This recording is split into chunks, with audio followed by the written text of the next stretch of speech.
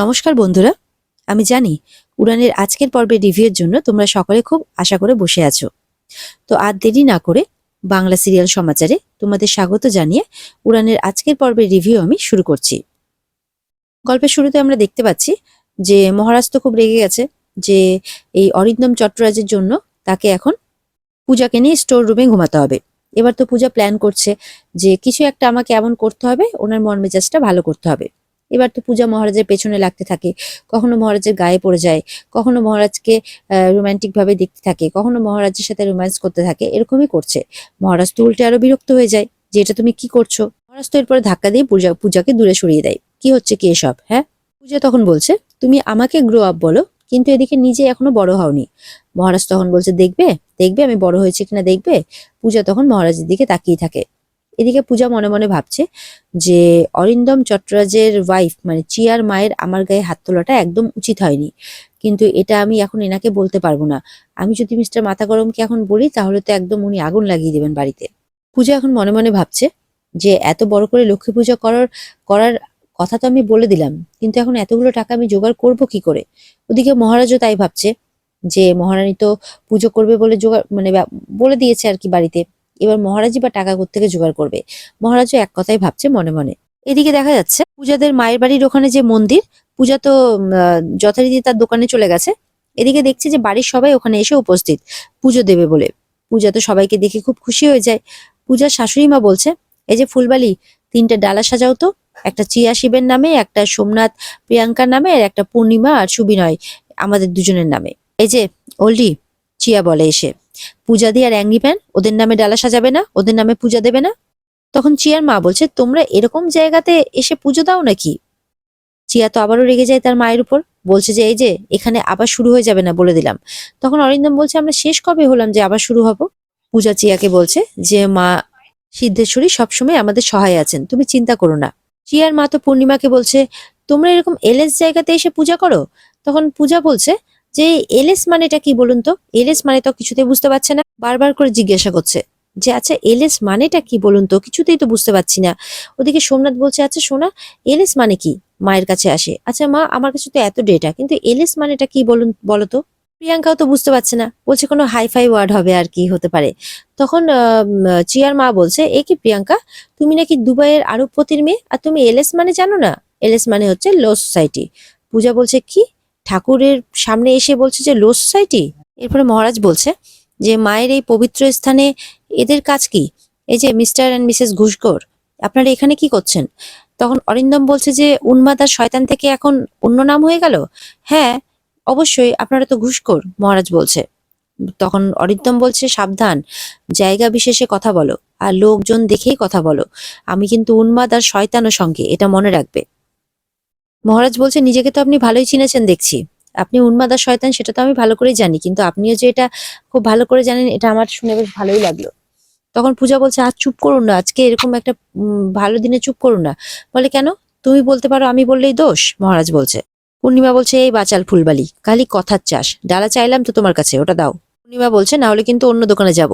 মহারাজ বলছে দাঁড়াও, তুমি কিছুতেই ডালা সাজাবে না। যারা মানুষকে মানুষ জ্ঞান করে না তাদের জন্য তুমি ডালা কিছুতেই সাজাবে না। ওনার আগে মানুষকে সম্মান করতে শিখুক, তারপরে না হয় মা সিদ্ধেশ্বরী আরাধনা করবে। তো বলে দেয় দরকার পড়লে চলে যাবে এখান থেকে। তখন চিয়ার মা বলছে আমি কিন্তু এরকম নোংরা জায়গায় আসতে চাইনি। পূজা বলছে কি নোংরা জায়গায়, মন্দিরের জায়গাকে আপনি নোংরা জায়গা বলছেন। আপনি জানেন যে এটা কত পুরনো একটা জায়গা, এটা মন্দির সংলগ্ন স্থান, আর মায়েরই ফুলের বাজার, মন্দির সংলগ্ন সংলগ্ন বাজার, আপনি এই জায়গাকে নোংরা জায়গা বলছেন। মহারাজ তো পূজাকে বলছে তুমি ভুল জায়গায় ভুল শিক্ষা দিচ্ছ পূজা, ওরা তো ঘুষ খেয়ে অভ্যস্ত। অরিন্দম বলছে ঘুষ যেমন খায় তেমন ভালো ভালো খাবারও খায়। মহারাজ বলছে যে ঘুষের টাকায় কেনা খাবারটা আবার হজম হয় খেলে। অরিন্দম বলছে সেই ঘুষের টাকায় কেনা খাবার যেরকম হজম হয়, তেমনই ঘুষের টাকায় কেনা দামি দামি গয়না তোমার মা জননীকে যখন দিই ওটা উনি হাত পেতে নেন, সেটাও হয়। তখন তো পূর্ণিমা অবাক হয়ে অরিন্দমের দিকে তাকায়, তাও কোনো লজ্জা নেই। মহারাজ আর কি বলবে, মহারাজ তার মায়ের দিকেই তাকাচ্ছে। আর মা বলছে আচ্ছা মহারাজ তোমাকে একটা প্রশ্ন করবো, উত্তর দেবে। মহারাজ বলছে ভেবেচিন্তে প্রশ্ন করবেন কিন্তু। বলে হ্যাঁ হ্যাঁ। বলছে আমার হাজবেন্ড তো না হয় ঘুষ খায়, তুমি কি খাও বলো তো। বলে যাই খাই বেইমানের পয়সায় কিন্তু খাই না। পূর্ণিমা বলছে যে হ্যাঁ, হাড় হাবাতি ভিখিরির মেয়ের যে রোজগারের পয়সা সেটা বসে বসে খায়। মানে পূজাকে যত রকম ভাবে পারা যায় অপমান করতে পূর্ণিমা ঠিক করে, আর তার সাথে তার ছেলেকেও, যেন সেটা তার নিজের পেটে জন্ম দেওয়া ছেলে নয়, অন্যখান থেকে কুড়িয়ে আনা ছেলে। সোমনাথ বলছে ছি, বউয়ের পয়সা বসে খায়। এদিকে মহারাজ কিন্তু সব শুনে চুপ করে আছে। চিয়ার মাকে বলছে, আচ্ছা মিসেস চট্টরাজ, আপনি কি খান? বলে কি খাবো, আর খাবার খাই। তখন সোমনাথ বলছে যে বুদ্ধি কম, ছোট থেকেই ওর বুদ্ধিটা কম। মহারাজ বলছে ভাগ্যিস বুদ্ধি কম, না হলে কে জেলে থাকতো বল, কার জায়গায় কে জেলে থাকতো। ব্যাস, সোমনাথ তখন চুপ করে যায়। পূর্ণিমা এই কথাটা শুনে অবাক হয়। তখন মহারাজ বলছে আচ্ছা যাক, কথাটা ঘুরে গেল। আবার চিয়ার মাকে বলছে, আচ্ছা আপনি কি খাবার দাবার খান বলুন তো। তো মহারাজ তো বলছে রাইসের বাংলাটা কি বলুন। বলি এটাও জানে না, সত্যি অশিক্ষিত, চিয়ার মা বলছে। আর বাবা বলছে রেডিকিউলাস। বলে বলুন না বাংলাটা কি, ভুলে গেছেন নাকি? বলে চাল। বলে হ্যাঁ, চাল। তো সেই চালটা কোথা থেকে আসে জানেন? মানে কিভাবে আসে, কোথায় চাষ হয় জানেন এসব? গ্রামে গেছেন কোনোদিনও?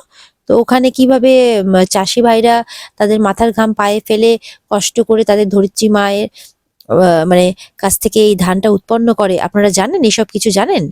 তখন বলে আমরা বিদেশি খাবার দাবার খাই, আমরা এসব খাই না। তোমাদের মতো মিডল ক্লাস ফ্যামিলিতে আমার মেয়ের বিয়ে হয়েছে বলে আমাদেরকে এই সমস্ত খাবার খেতে হয়। চিয়ার মা বাবা বলছে আর কি। তখন মহারাজের বাবা আহ ইচ্ছে করে বলছে, না ওনারা ফিশ ফ্রাই খান। না, এর আগে এসছেন তো আমাদের বাড়িতে অনেকবার, ওই ফিশ ফ্রাইটা খুব ভালোই খেয়েছেন, তো ফিশ ফ্রাই খান আপনারা। এটা শুনে তো সবাই হাসতে থাকে। তখন অরিন্দম চট্টরাজ বলছে, ও আচ্ছা, জেলের সাথে সাথে বুঝি ওই গ্রামে ট্রামেও যাওয়া হয়েছে বোধহয়, তাই না? তখন ওই বাংলার মাটি বাংলার জল এই গানটা গাইতে শুরু করে মহারাজ। মহারাজের গলায় গানটা শুনে তো সবার খুব ভালো লাগে, হাততালি দিতে থাকে। অরিন্দম তখন বলছে, বড্ড বেশি কথা হয়ে গেছে মহারাজের। পূজা বলছে, মিস্টার মাথা গরম একদম উচিত কথাই বলেছেন।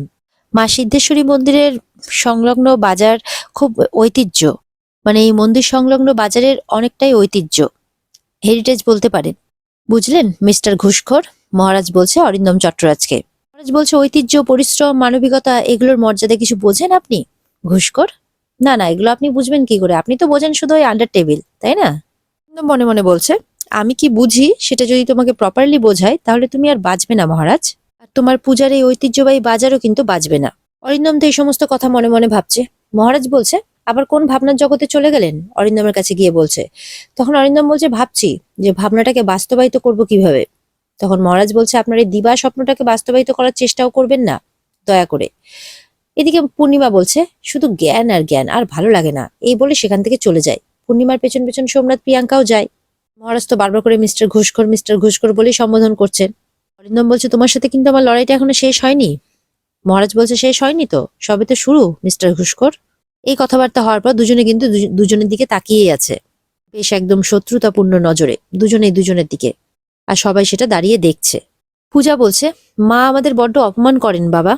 তখন চিয়া বলছে, আমার মা বাবাও তো কিছু কম যায় না। চিয়া তার মা বাবার হয়ে সরি বলছে। তখন শিব বলছে, তোমাকে বিয়ে করে দেখছি অনেক অশান্তি নেমে এসেছে বাড়িতে। মহারাজ বলছে, আজকের অশান্তি যদি নাটক হয় তাহলে এই অশান্তি হচ্ছে ওই নাটকের একটা অংশ মাত্র। আরো বড় অশান্তির জন্য তৈরি হও শিবনাথ মুখার্জি। এই বলে মহারাজ সেখান থেকে চলে যায়। এদিকে অরিন্দম চট্টরাজ কিন্তু কিভাবে বদলা নেওয়া যায় সেটা শুধু ভেবে যাচ্ছে গাড়িতে বসে। মহারাজ যেভাবে তাকে চড় মেরেছে, অপমান করেছে, সবকিছু ভাবছে বসে বসে। অরিন্দম বলছে, তুমি ঘুঘু দেখেছো মহারাজ, কিন্তু তার ফাঁদ এখনো দেখোনি। এদিকে তো রুমেলা এসছে খুঁজতে খুঁজতে, যে তুমি গাড়িতে বসে আছো, এদিকে তোমাকে খুঁজতে খুঁজতে আমি পুরো নোংরা বাজারটা ঘুরে নিলাম। বলে এই বাজারটা ঠিক কত বড় বলো তো? বলে বাজারটা তো বেশ অনেকটাই বড়, কেন বলো তো? এবার এই মন্দির সংলগ্ন পুরনো বাজারকে নিয়ে কিছু একটা ভেবে নিয়েছে অরিন্দম চট্টরাজ, যেখানে রুমেলারও কোনো কথা শুনছে না। রুমেলা কোনো কিছু বলতে গেলে তার উপরেও রেগে যাচ্ছে। রুমেলাই উল্টা তার বরের এই রূপ দেখে ভয় পেয়ে যাচ্ছে। বলছে যে, মনা তোমাকে দেখে তো আজ আমারও ভয় লাগছে। বলছে, তোমার মনা এবার একটা বড় শয়তানি করবে, বলে গাড়ি থেকে নেমে গটগট করে হাঁটতে হাঁটতে চলে যায়। পূজা এদিকে চিয়াকে বলছে, আচ্ছা তোমার বাবা কি খুব রাগী? বলে অল্প অল্প। বলে তোমার বাবাকে আমার হয়ে একটা রিকোয়েস্ট করবে। বলে কি রিকোয়েস্ট? যে উনি যাতে মিস্টার মাথা গরমের উপর আর রেগে না থাকেন। চিয়া বলে ছাড়ো। তখন আহ মানে শ্বশুর মশাই আসে চিয়াদের, মানে মহারাজের বাবা। বলে, এই তোরা দুজন কি আলোচনা করছিস বলতো? বলে, কিছু না, কই কিছু না তো। তখন মহারাজরাও আসে। বলে, না তোরা কি কে কার উপর রেগে থাকার কি যেন কথা বলছিস। তখন মহারাজ বলে, কে আবার কার উপরে রেগে আছে? মহারাজের বাবা বলে, দেখ না, এই বুড়ো বাবাটাকে এই দুটো পুচকে মেয়ে মিলে বোকা বানাচ্ছে, তারা যে কি আলোচনা করছে। ছিয়া তখন বলে যে, বুড়ো বাবা, বাহ, তুমি তো বেশ রসিক দেখতে পাচ্ছি। তখন ওদিকে ব্যাটারি আসে। বলে, হ্যাঁ, ব্যাটারির বাবা কিন্তু খুব ভালো মানুষ। ব্যাটারি বলছে। চিয়া বলছে, কেন, ভালো আর রসিক বুঝি একসাথে হওয়া যায় না? তখন মানে মহারাজ বলছে, হ্যাঁ আমার বাবা সেরা বাবা। এই নিয়ে সবার মধ্যে হাসি মজা চলছে আর কি। এদিকে চিয়ার তো ডান চোখ লাফাচ্ছে। তখন মহারাজ বলছে, চোখে মুখে জল দাও, ঠিক হয়ে যাবে। বলে, না না। পূজা বলছে যে মেয়েদের ডান চোখ লাফানো তো মোটেও ভালো নয়, তাহলে কি আবার কোনো অঘটন ঘটতে চলেছে? তখন মহারাজ বলছে, তোমাকে এসব কথা কে বলছে বলো তো? আমি তো কোনোদিনও শুনিনি। বলে, মা বলেছে। বলে, ও আচ্ছা, মা বলেছে, তাহলে ঠিক আছে, তাহলে তো আমার কিছু আর বলার নেই। এরকম কথাবার্তার মাঝে ব্যাটারির কাছ থেকেও কিছু কথা শোনা যায় যে সে নাকি অনাথ। ছোটবেলাতে তাকে কেউ এক জায়গায় রেখে গেছিল, সেখান থেকে সে অনাথ আশ্রমে মানুষ হয়েছে, তার বাবা মা ভাই বোন বলতে কেউ নেই। এটা শুনে তো পূজাদের একটু খারাপ লাগে। তখন ব্যাটারি বলছে, কেউ আমাকে ব্যাটারির বক্সে ভরে রেখে দিয়ে গেছিল, তাই তো আমার নাম সবাই ব্যাটারি দিয়ে দিয়েছে। মহারাজ বলছে, তোর মন খারাপ করে না? ব্যাটারি বলছে, না, মন খারাপ করে কি করব বলো, আমি তো আর নিজের ভাগ্য বৃত্তান্ত নতুন করে লিখতে পারবো না। মহারাজ তখন বলছে, তবুও নিজের চেষ্টায় এতদূর লেখাপড়া শিখে নিজের দেশের জন্য কাজ করছিস। এটা মহারাজ মুখ ফিসলে বলে ফেলে আর কি, কারণ কিছু একটা গোপন কাজ তারা দুজন মিলে করছে, যেটা তারা গোপন রেখেছে, কিন্তু মহারাজ মুখ ফসকে বলে ফেলে। এটা শুনে তো সবাই অবাক হয়ে যায়। পূজা বলছে যে দেশের কাজ। মহারাজ বলছে, না, ওই কোডিং ফোডিং করে তো, ওগুলোই আর কি। তখন চিয়া বলছে, কোডিং বুঝি দেশের কাজ? তখন মহারাজ কথা পাল্টে আবার ওই চোখ লাফানোর টপিকে চলে যায়, যাতে সবার মনটা অন্যদিকে যায়। এদিকে কিন্তু পূজা চিন্তা করতে থাকে। আর ওদিকে দেখা যাচ্ছে অরিন্দম চট্টরাজ পুরো বাজারটা ঘুরে দেখছে। রুমেলা পেছন পেছন আসতে রুমেলাকে কিন্তু আচ্ছা ধমক দিচ্ছে। মনা, তুমি গোয়েন্দাগিরি করছো কেন? কি হলো কি? এবার অরিন্দম খুব রেগে যায়, বলে, নিজেকে কন্ট্রোল করো, এখানে আমি জিএম চট্টরাজ আর তুমি তার স্ত্রী। হয়তো চিয়ার মা অবাক হয়ে অরিন্দম বলে ডেকে ওঠে। বলে, বললাম না ডোন্ট ডিস্টার্ব মি, নিজের অকাতটা ভুলে যেও না কিন্তু। অরিন্দমের এরকম রূপ দেখে তো চিয়ার মা অবাক হয়ে যায়। এদিকে চিয়ার মাকে সামলানোর জন্য শিব আর তার মা মানে পূর্ণিমা আসে। পূর্ণিমা বলে, কি হয়েছে? বলে, তোমাদের কত চিন্তা করতে হবে না কি হয়েছে। বলে, তুমি আমাকে আমার মানে নিজের দিদির মতো বলতে পারো কি হয়েছে। বলে, তোমার মতো হাবাতা ঘরের মেয়েদের সাথে আমার কথা বলতে কোনো রুচি নেই, এরকম ভাবে উল্টোপাল্টা বলে অপমান করছে আর কি পূর্ণিমাকে। শিব তখন যখন কিছু বলতে যাচ্ছে, তার মাকে এরকম ভাবে অপমান করছে, তখন শিবকে ঠাটিয়ে এক চড় মারে চিয়ার মা। আর এটা দেখে কিন্তু পূর্ণিমার মোটেও ভালো লাগে না। বলে, তুমি শিবের গায়ে হাত তুলে কিন্তু মোটেও ভালো কাজ করলে না, ও তোমার জামাই হয়। বলে, জামাইয়ের নিকুচি করেছি, মানে এরকম টাইপের কথাবার্তা বলছে আর কি। অরিন্দম বলছে, এরকম জামাইয়ের কাঁথায় আগুন, এই কথাটাই তুমি বলতে তো বলো না, এরকম কথা বলতে নেই। তুমি না হাই সোসাইটিতে বিলং করো, তো এরকম কথা বলতে নেই। শিব বলছে, নেহাতি আমার বাবা মায়ের শিক্ষা আছে, তাই এরকম ভরা বাজারে আপনাদেরকে আমি উচিত শিক্ষা দিলাম না, না হলে শিক্ষাটা বুঝিয়ে দিতাম। তখন অরিন্দম বলছে, তুমি কি তোমার মেজো দাদার মতো আমাকে হুমকি দিচ্ছ নাকি? বলে, ওরকম হুমকি দেওয়ার রুচি আমার নেই আপনাকে। বলে তো শিব ওর মাকে নিয়ে ওখান থেকে চলে যায়। তো অরিন্দম পুরো পরিবারকে নিয়ে কিছু একটা প্ল্যান করেছে। আর শিবকে চিৎকার করে বলছে, এবার তুমি তোমার মেজো দাদাকে গিয়ে বলো যে কিভাবে ও তোমাদেরকে সুবিচারটা পাইয়ে দেয়। এদিকে তো মহারাজ পূজাকে কিছু জিজ্ঞাসা করেছে, পূজা তো কিছুই বলে না, শুধু চিন্তা করছে। বলে, তুমি চিন্তা করছো কেন বলো তো? বলে, আমি চিন্তা করছি না, ওই অরিন্দম মানুষটাকে আমার ভয় করে। বলে, কিসের ভয়? আমি ভয়টাই পাই না। বলে, তুমি ভয় নাই পেতে পারো, তুমি হয়তো ভুলে গেছো যে শিবের সাথে উনি কি কি করেছেন, এমনকি শিবকে খুনও পর্যন্ত করতে যাচ্ছিলেন। তো ওরকম মানুষকে ভয় না পেয়ে কি করবো বলো? তখন মহারাজ যখন কিছু বলে, তখন মহারাজের বাবা বলছে, ছাড় না, কিছু বলতে হবে না। চিয়ার সামনে চিয়ার বাবা মায়ের কথা এভাবে বললে ওর তো খারাপ লাগবে। মহারাজ বলে, ও জানে না যে ওর বাবা কেমন? ও তো জানে, তাহলে ওর আবার খারাপ লাগার কি আছে? আমি তো বলবোই। তখন চিয়া বলে, আমি জানি বলেই তো সবসময় আমার গিল্টি ফিল হয়। তখন শিব বলে, এটা ফিল হওয়াই উচিত তোমার, কারণ তোমার নিজের দোষে আজকে আমাদেরকেও ভুগতে হচ্ছে। এদিকে শিবের কথা শুনে তো মহারাজ ওখান থেকে চলে যাচ্ছে। তখন শিব বলে, দাঁড়া, যাবি না, কথাটা শুনে যা। মহারাজ তো শিবের কথা না শুনে শিবকে ধাক্কা দিয়ে দেয়। বলে, আজকে এরকমই ধাক্কা চিয়ার মা আমাদের মাকে দিয়েছে। এটা শুনে তো মহারাজ দাঁড়িয়ে যায়। তার মায়ের কাছে আসলে তার মা কোনো কথা বলে না মহারাজকে, গিয়ে এক জায়গায় বসে পড়ে। এরপরে পূজা সামলাতে গেলে পূজাকেও বলে, এরকম আধিক্যতা আমাকে দেখাতে হবে না, যেরকম অপমান করে আর কি। তখন শিব বলছে, তোমাকে ঠিক চিয়ার মা যেরকম ভাবে অপমান করলো, তুমি ঠিক সেম সেম অপমানটা বন্ধুকে করো না। এদিকে তো মহারাজ কোনো কিছু বলতে এলে, মানে মহারাজ তখন পূজাকে বলছে, তুমি ওঠো, এখান থেকে ওঠো। পূজা না উঠলে পূজার হাতটা ধরে উঠিয়ে দেয়। তোমার লজ্জা করে না এরকম ভাবে রোজ রোজ অপমানিত হতে? কেন তুমি এরকম অপমান সহ্য করছো? এদিকে মহারাজ তার মাকে বলছে, এদিকে আপনি আমাদেরকে যে মেজাজটা দেখাচ্ছেন, সেটা আমাদেরকে কেন দেখাচ্ছেন? যেখানে দেখানো সেখানে কেন দেখালেন না? তখন মহারাজের মা বলছে, তোর মতো বাউন্ডুলে ছেলে যেই বাড়িতে আছে না, সেই বাড়িতে তার মাকে অপমানিত হতেই হবে, এরকম ভাবে অপমান সহ্য করতেই হবে। বলে, নতুনত্ব কিছু বলুন না, এরকম একঘেয়ে কথা বলছেন কেন? মহারাজের বাবা বলছে, এবার তুমি চুপ করো। বলে, না, আমি চুপ করব না, কারণ আমি ওর মরণ চাই। এই কথাটা শুনে তো পূজা, চিয়া সবাই অবাক হয়ে যায়, মহারাজও অবাক হয়ে যায় যে তার মা এরকমও কথা বলতে পারে। চিয়া তো বলছে যে আমার ডান চোখটা আবার লাফাচ্ছে পূজাদি। তখন মহারাজ বলছে, ধুর, ওসব কিছু হবে না। মহারাজের বাবা বলছে, তুই আর চিন্তা বাড়াস না রে চিয়া। ওদিকে দেখা যাচ্ছে অরিন্দম বসে বসে কিন্তু সেই বাজারটাকে কি করে ধ্বংস করা যায় সেই প্ল্যানিং করছে। যে এই বাজারটা নিয়ে তোমাদের অনেক গর্ব না, অনেক পুরনো দিনের বাজার, নিজেদের সাথে সাথে এই সমস্ত বাজারের লোকজনের জন্য খুব দরদ তোমাদের। এবার আমি সেই দম্ভ ভাঙবো। আর এদিকে পূজা তো চিন্তায় পড়ে মহারাজের জন্য মা সিদ্ধেশ্বরীর কাছে প্রার্থনা করছে। মহারাজ বলছে, চিন্তা করো না, আমার কিচ্ছু হবে না। ব্যাটারি আছে, বাবা আছে, শিব আছে, মিলি আছে, তুমিও তো আছো। এই কথাটা শুনে পূজার খুব ভালো লাগে। আর বলছে, মা সিদ্ধেশ্বরীও তো স্বয়ং আছে, তোমাকে আমি কথা দিচ্ছি যে আমার কোনো ক্ষতি হবে না। মহারাজ বলছে। পরে তো অরিন্দম আসে সবার কথার মাঝখানে, আর সবাইকে ওপেন ভাবে বলে যায় যে এই হেরিটেজ বাজারটাকে কিন্তু এবার সামলে রেখো। এটা শুনে তো সবাই অবাক হয়ে যায়, আর অরিন্দম এটা বলে চলে যায়। আর পূজাও কিন্তু খুব চিন্তা করছে, মহারাজকে বলছে, আমার কিন্তু এবার তোমাকে নিয়ে খুব চিন্তা হচ্ছে। মহারাজ বলছে, চিন্তা করো না, মহারাজ আছে, ছিল আর থাকবেও। মহারাজ বারবার করে অরিন্দমের বলা কথাটাকেই ভাবছে যে হেরিটেজ বাজারটাকে সামলে রেখো। কেন এই কথাটা বললো, এর মানেটা কি? এদিকে দেখা যাচ্ছে রাতের বেলাতে অনেকগুলো ছেলেপেলেকে নিয়ে হাতে মশাল নিয়ে চলে এসেছে সেই বাজারটাকে আগুন ধরাতে, পুরাতে অরিন্দম চট্টরাজ। বাজারটাকে এমনকি মন্দিরকেও জ্বালিয়ে দেওয়ার কথা বলছে অরিন্দম। মহারাজ চলে আসে, বলে, এই অরিন্দম, এই মহারাজ থাকতে এই বাজারের আর মন্দিরের কোনো ক্ষতি হবে না।